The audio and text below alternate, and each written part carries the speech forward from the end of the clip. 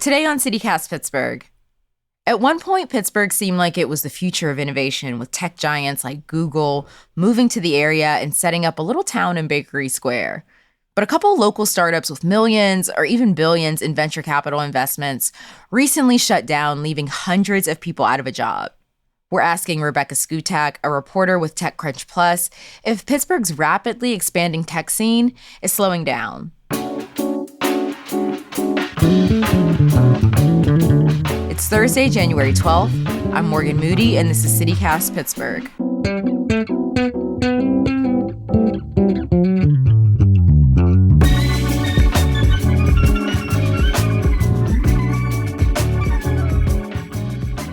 Late last year, we saw a couple big startups in Pittsburgh close down. Argo AI, an autonomous vehicle company. In Fifth Season, it's a vertical farming company that was on the south side here in Pittsburgh.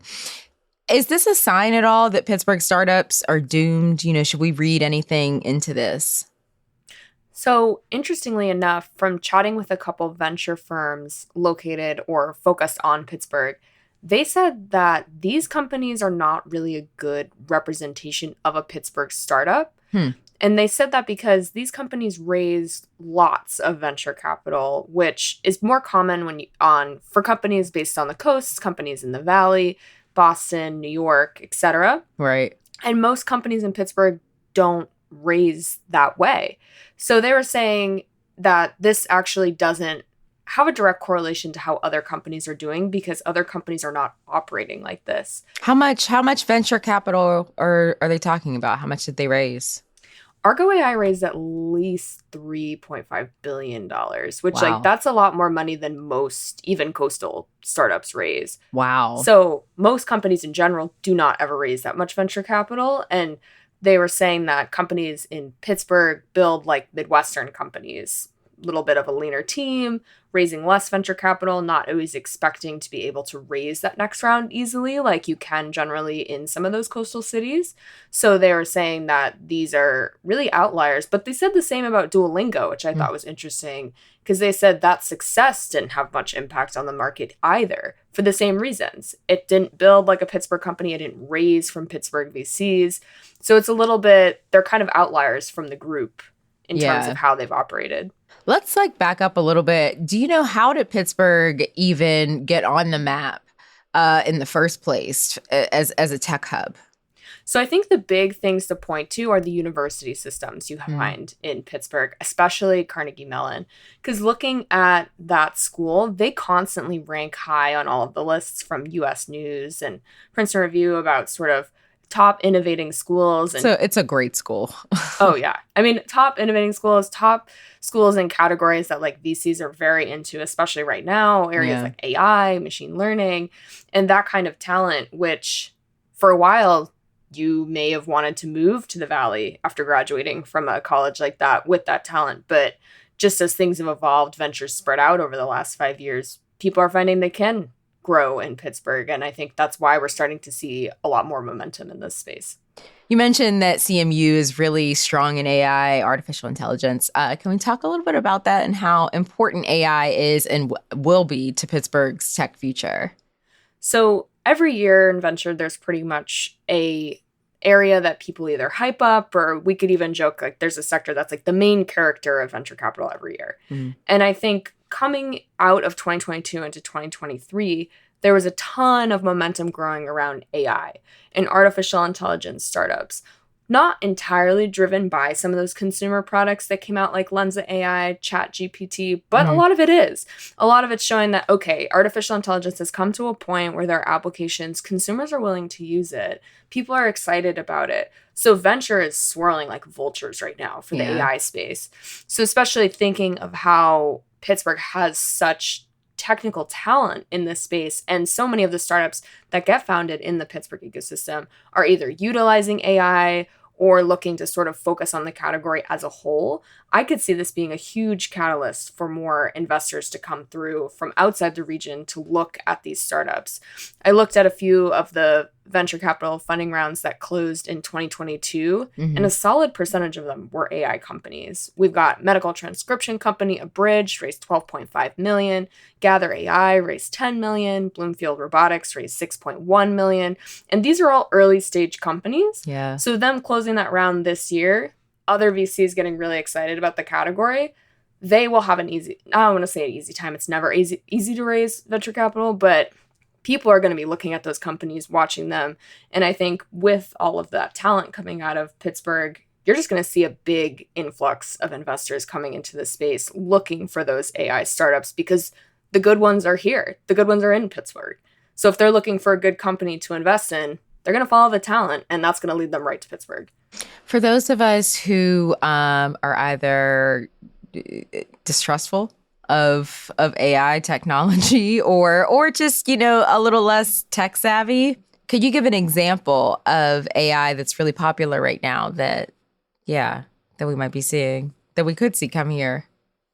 Well, one I know that's really popular is that Lensa AI application. Yeah, what is that? So you feed it a few of your photos, and it essentially creates art that pulls off your photos. You can make yourself look like an anime character. Yeah. You can make yourself look like someone painted a picture of you, which that stuff's all kind of just like good and fun. But yeah, I've seen that on Instagram a lot over the past like month. That was like everyone was doing that for like 2 days, and then it just like totally flamed out. Yeah.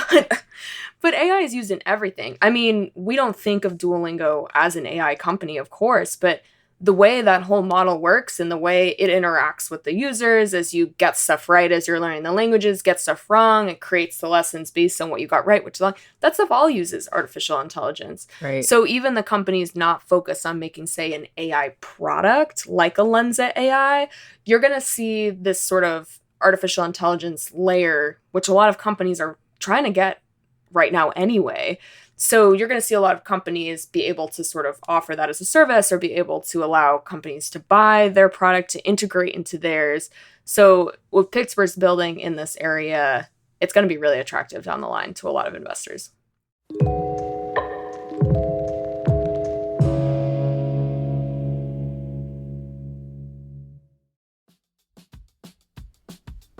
It's the start of a new year, and one goal you might be considering is buying your first home.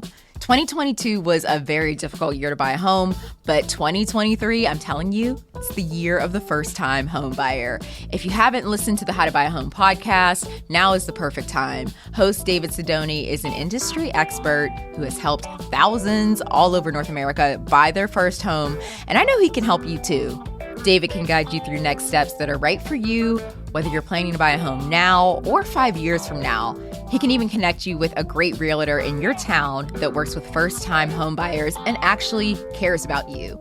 Plus, he just released a first-time home buyer starter kit at howtobuyahome.com. It's a free resource thousands of people have already taken advantage of with all the knowledge you need to buy your first home. Start planning today at howtobuyahome.com and make this the last year that you rent.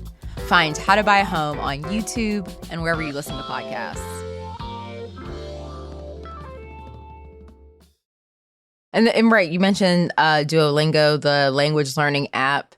That company has done very well here in Pittsburgh. How do the big successes like Duolingo and the failures, if you can consider, $3.5 billion in venture capital a failure, like Argo AI, affect the larger Pittsburgh tech scene?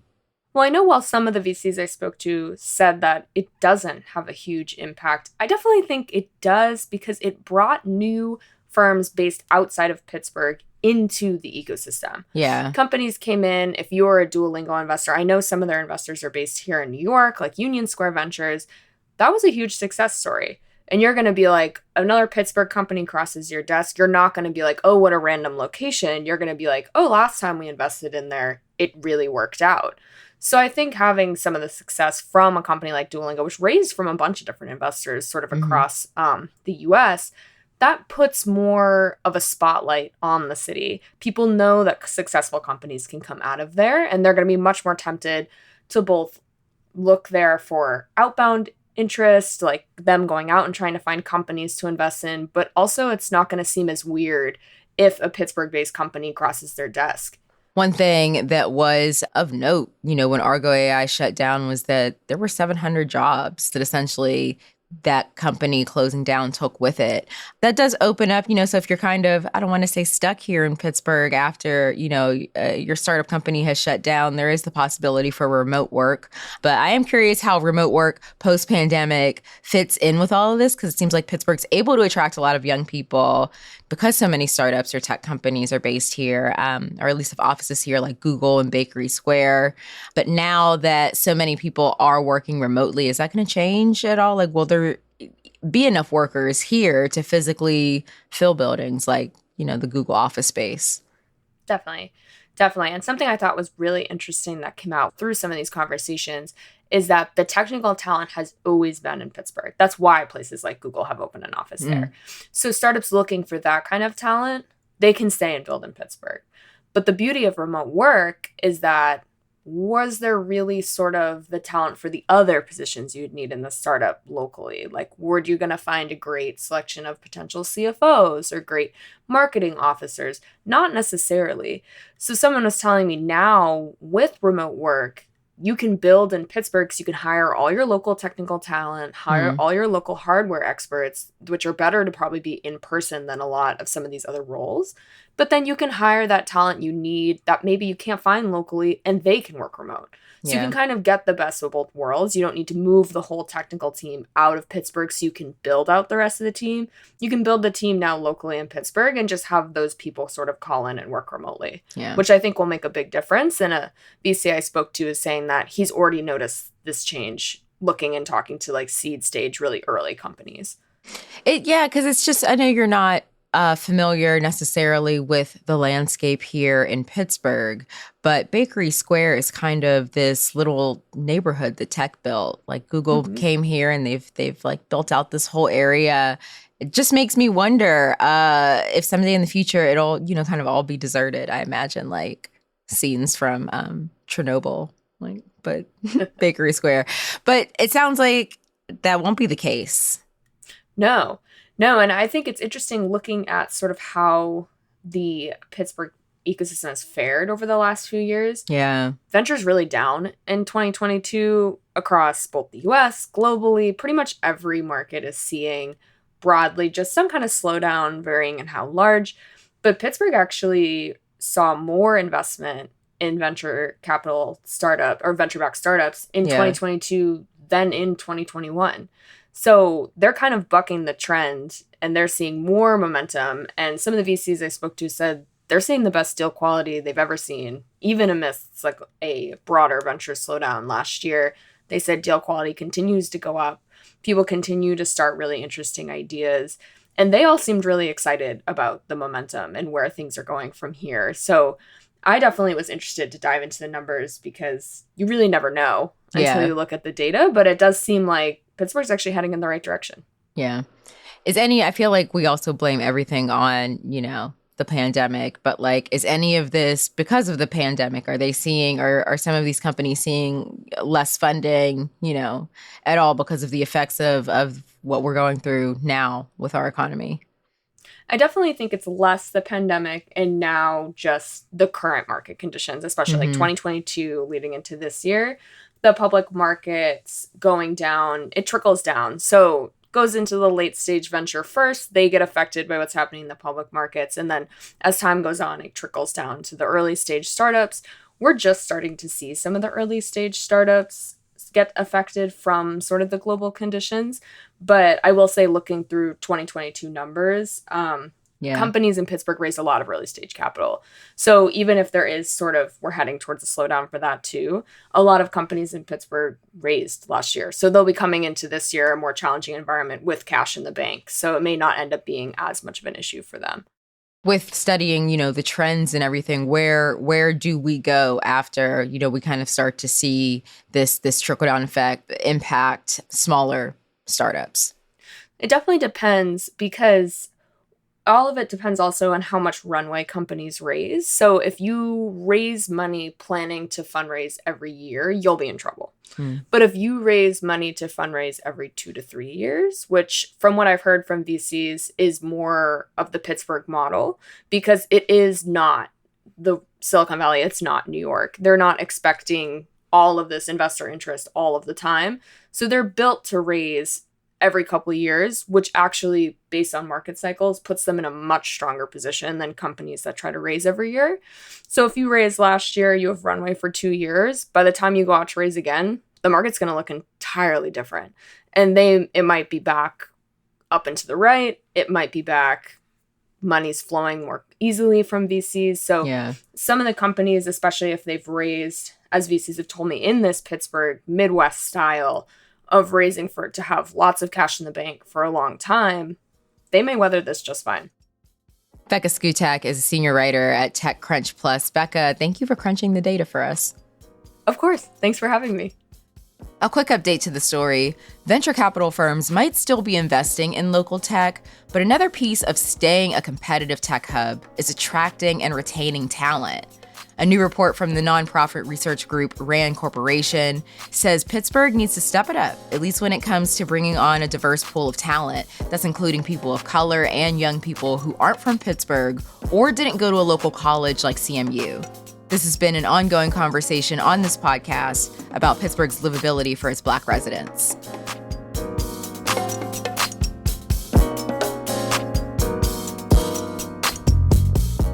A little more news before you go.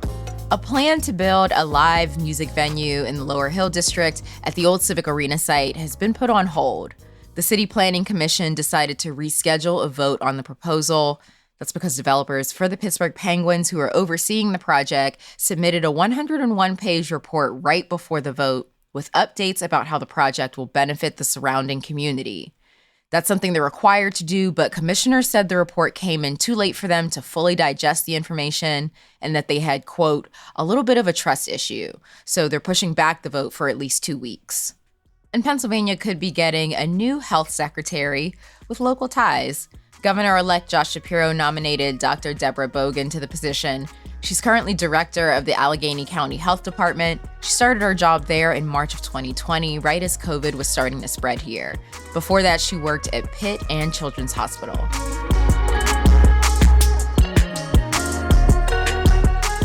That's all for today here on CityCast Pittsburgh. If you enjoyed the show, just know we made this show, not AI.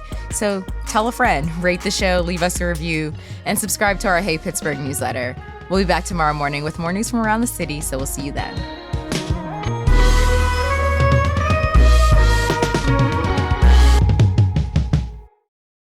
Thing AI is, I don't trust it. It hears me now. It's like, oh, yeah.